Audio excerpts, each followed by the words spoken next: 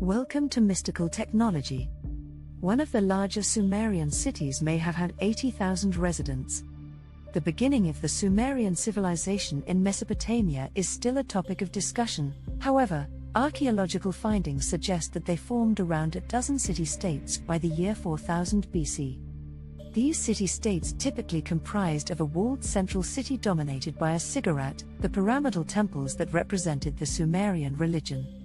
Homes were made of either marsh reeds or mud bricks, and extensive irrigation systems were created to utilize the fertile waters of the Tigris and Euphrates for agriculture.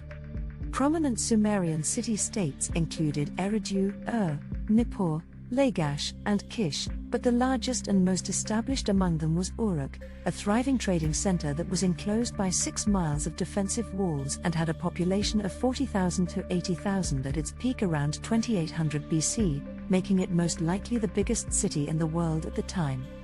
The list of Sumerian rulers includes one woman. One of the greatest sources of information on ancient Mesopotamia is the so-called King List, a clay tablet that documents the names of most of the ancient rulers of Sumer as well as the lengths of their reigns.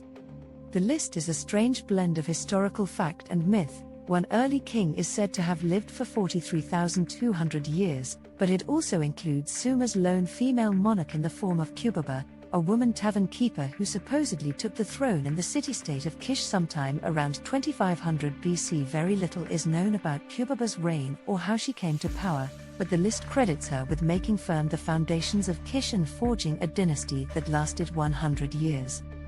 Thank you for watching our video, and if you truly enjoyed it, please hit the like, share, and subscribe button, and don't forget to hit the bell for notifications of our latest content.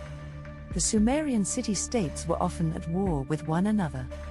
Even though they shared a common language and cultural traditions, the Sumerian city-states engaged in near-constant wars that resulted in several different dynasties and kingships. The first of these conflicts known to history concerns King Enatum of Lagash, who defeated the rival city-state of Umma in a border dispute sometime around 2450 BC. To commemorate his victory, Enatum constructed the so-called Stele of the Vultures, a grisly limestone monument that depicts birds feasting on the flesh of his fallen enemies. Under Enatum, Lagash went on to conquer the whole of Sumer, but it was just one of several city-states that held sway over Mesopotamia during its history. The infighting led to several military advancements. The Sumerians may have invented the phalanx formation and siege warfare, but it also left them vulnerable to invasions by outside forces. During the latter stages of their history, they were attacked or conquered by the Elamites, Akkadians, and Kshuns. 4. The Sumerians were famously fond of beer.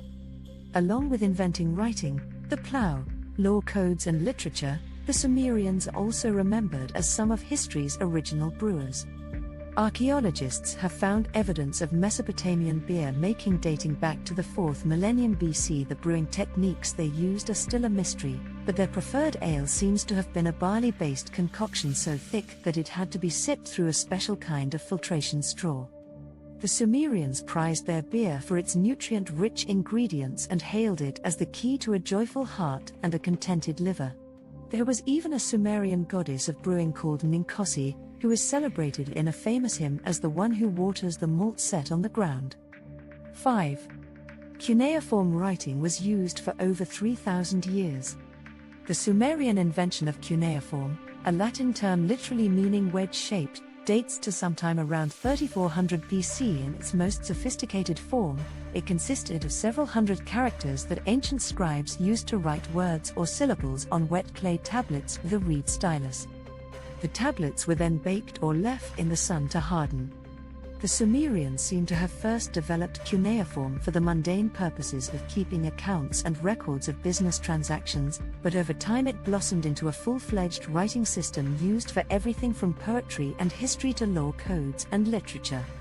Since the script could be adapted to multiple languages, it was later used over the course of several millennia by more than a dozen different cultures.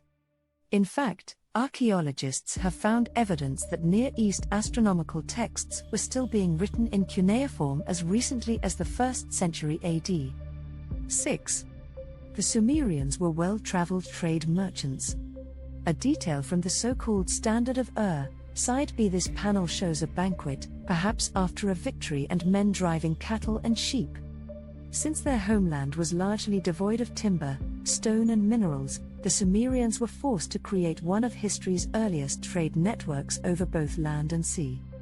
Their most important commercial partner may have been the island of Dilmun, present-day Bahrain, which held a monopoly on the copper trade, but their merchants also undertook months-long journeys to Anatolia and Lebanon to gather cedarwood, and to Oman and the Indus Valley for gold and gemstones. The Sumerians were particularly fond of lapis lazuli, a blue-colored precious stone used in art and jewelry, and there is evidence that they may have roamed as far as Afghanistan to get it. Historians have also suggested that Sumerian references to two ancient trading lands known as Magan and Melua may refer to Egypt and Ethiopia. 7. The hero of the Epic of Gilgamesh was probably a real Sumerian historical figure.